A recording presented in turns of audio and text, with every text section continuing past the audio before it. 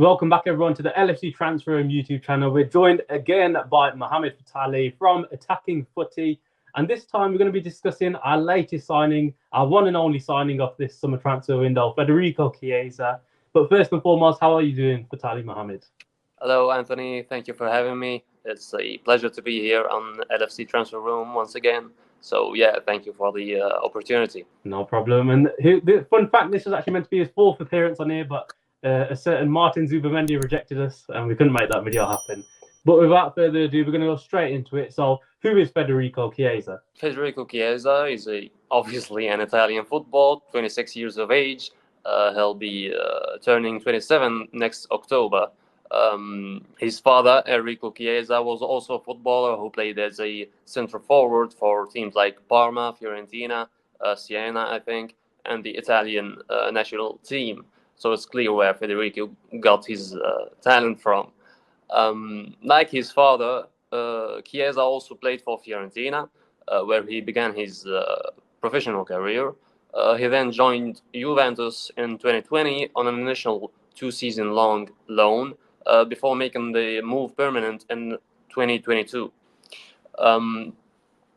He's a winger, a left winger, naturally. He's right-footed. And it's worth mentioning that 2 or 3 years ago, Chiesa was one of the hottest prospects in the wing position, especially after that standout performances in the 2020 Euros, where he led Italy to the title. I remember that goal he scored in the semi-finals against Spain. The game was for the Spaniards to win, and he came out of nowhere with that good effort to equalize and then went on penalties. So you mentioned a couple of years ago he was one of the hottest wingers around, one of the biggest names in football at the time, I guess you could say. And I remember we were actually linked with him for 100 million euros, which to get him for 12.5 million or just less than 12 million seems absolutely ridiculous given the price tag he was obviously at a couple of years ago. But what style of forward is he? So we've already got enough wingers. Let's be realistic. We've got Darwin Núñez, who can play on the wing. We've got Mohamed Salah, who's obviously no one's going to be replacing him anytime soon. Luis Diaz, who's a dribbler. Diogo Jota, he's been playing as a centre forward or striker in the onslaught so far. Cody Gakpo, who's unbelievable during the Euros on the left wing. So what style of winger is Chiesa, and is he going to bring something new to Liverpool? Because we do have a lot of different style of wingers already. I initially thought that he was primarily a direct left winger, let's say similar to Luis Diaz, for example, who likes to take the ball on the wing, hold the width, attack the wide spaces, something like that. But after watching him during the last Euros and some of the Juventus games from last season, it became clear that he's much more than that. He's extremely versatile, capable of playing on the left wing, right wing, or even centrally as a second striker. In fact, that's how Allegri utilized him last season, deploying Chiesa as a second striker with the freedom to roam across all the front line positions. In my opinion, his best position is on the left wing, but he can more than hold his own in the other spots.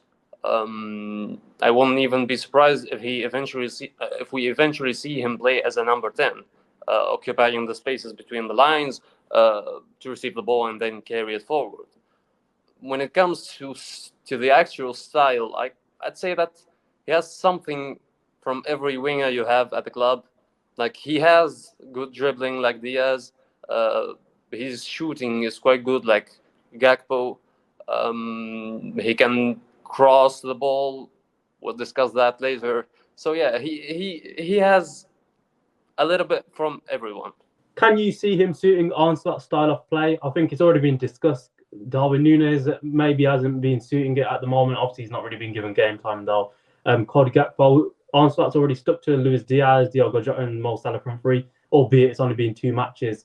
But can you see Federico Chiesa suiting onslaught style of play? And if so, what key traits do you think he has that will help Liverpool? Absolutely, I think one of the reasons why he was brought is because he suits a slot style of play. His best attributes are his ball carrying, finishing, crossing, skills that Slot loved to have in his wingers.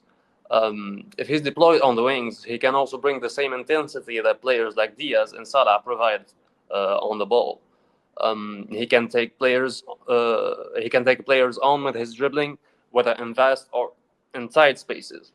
In fact, his dribbling in tight areas is particularly impressive due to how quick his feet are, and somewhat that unusual hunched over posture that he has. Like he goes over the ball with his body. Um, he frequently shields the ball using his body and often drawing fouls as a result, which makes it so tricky to get the ball off him. His shooting and crossing are top notch, especially when cutting in from the left hand side and onto his preferred right foot.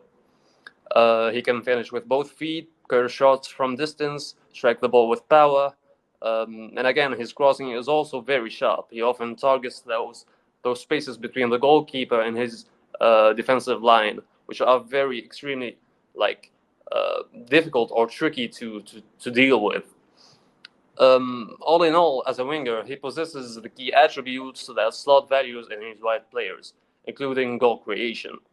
He can thread those passes between the centre back and the fullback, especially when he's supported with underlapping runs from the fullbacks, or like, let's say, Szoboszlai, who often provides those runs. And as I mentioned earlier, I wouldn't be surprised to see him play as a number 10, given how he succeeded last season as a second striker. You see, this season, during the build-up phase, Liverpool are being more patient than usual. They try to bait the press, create space higher up the pitch, and then clip those long balls to the forwards. I think he is a suits that style perfectly due to his ability to drop between the lines and receive on the half turn. He then drives the ball forward, dribbles past his opponents, and third those passes that we talked about earlier. And yeah, another point to highlight is out of position, his work rate and his discipline and understanding of pressing triggers are also worth discussing, because we know that so far Liverpool has improved defensively under Slot, and Chiesa can help further improve that side of the club so far. Well, you know what? You're describing something that sounds like Liverpool should not have been able to get for 12.5 million British pounds. However, how can you not listen to this and not be excited by it? So we're going to move on and say, you're talking all this positive stuff about him, but why exactly then was he phased out of that Juventus side, and how good was he for them then? Because there was talk last season he was supposedly very good for them last season. But then why has he sort of been pushed out of the club, and why is he available for such a cheap price? Juventus haven't been the same in recent years, have they? No Champions League football last season, and they haven't won the league since, I think, 2020. Still, I think that Chiesa's career with Juve has been more than respectable. He's had around 55 goals in 131 appearances. Sorry about that. Should we do it? Sorry about that. No, it's fine. It's fine. Okay. So, well, Juventus haven't been the same in recent years, have they? No Champions League football in the last season, and they haven't won the league since 2020. Still, I think that Chiesa's career with Juve has been more than respectable. After all, he's got like 55 goals contributions in 130 appearances for the club. Even last season, he scored 9 goals and provided 3 assists in the league. Statistically speaking, he was Juve's most threatening player, averaging 0.21 XT per 90 league games, per 90 league minutes. Sorry about that. That was the same as Rafael Leao's numbers. So, is it a matter of Chiesa's ability not being good enough? Absolutely not. That's not why Juventus parted ways with the player. You see, they have a new manager in Thiago Motta. And it's clear that Chiesa's profile didn't align with what the new manager wants.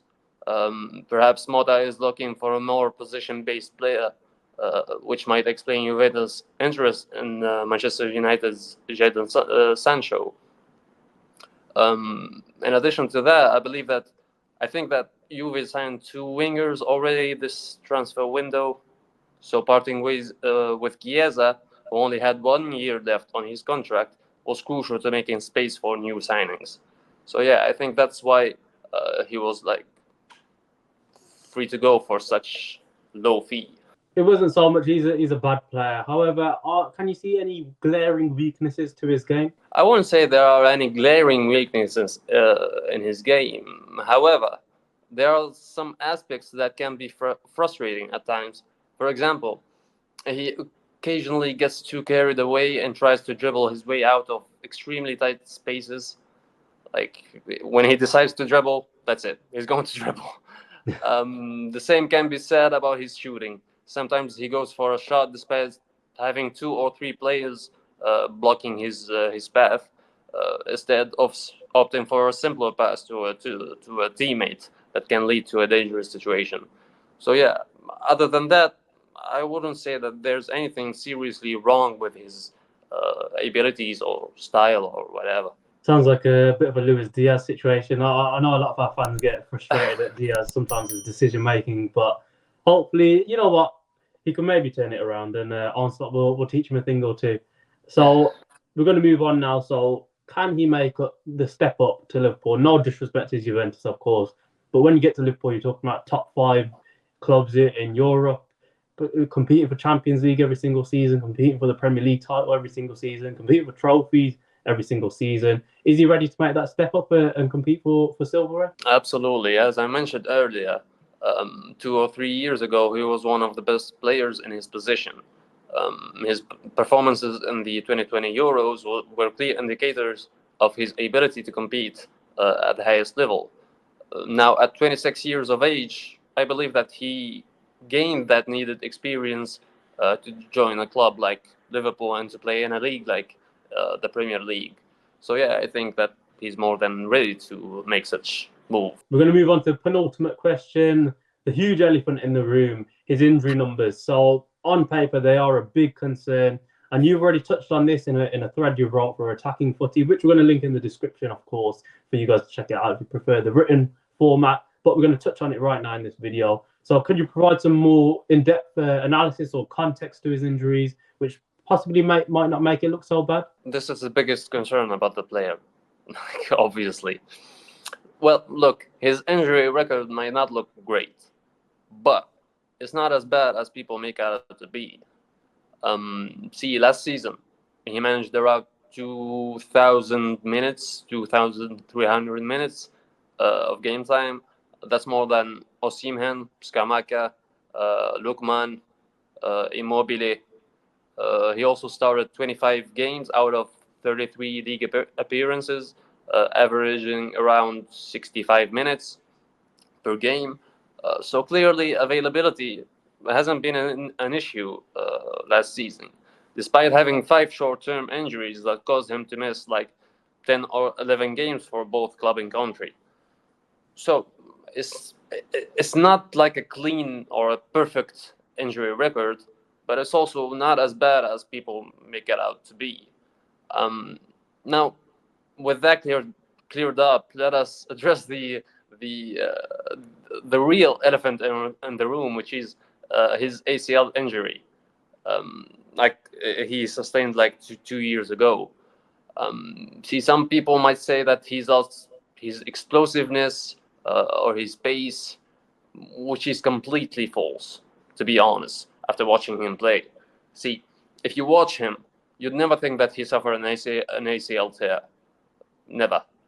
Sure, he might have lost a bit of his acceleration due to that injury, but he's still extremely quick. And he's physical. He never shies away from like going into challenges, or I don't know, like it doesn't mean like it affected him that much physically and mentally. So yeah, I think that the ACL injury he had 2 years ago seems well behind him. And with Liverpool bringing a new medical staff, I think, and properly managing his minutes, I don't see why there should be any concerns about his availability next season. Well, I think Onslaught has brought in some new medical staff, and we've already heard good things. Apparently, he used to manage specific training sessions with individual players, like specifically. We've heard just to avoid injuries. So maybe he can help out with Chiesa as well. As you've already pointed out, he's not an injury-prone player in that sense, or we shouldn't be as concerned about his injuries as what's being made out. And Onslaught even pointed out this morning in his press conference ahead of the Man United game, he said the English media love to blow things out of proportion.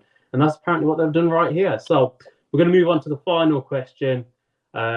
If you've not already, be sure to like the video, of course, subscribe with notifications on, and be sure to check out Fathalli Mohamed on Twitter, as well as Attacking Footy, the page he writes for. So final questions. What are your overall thoughts on the transfer?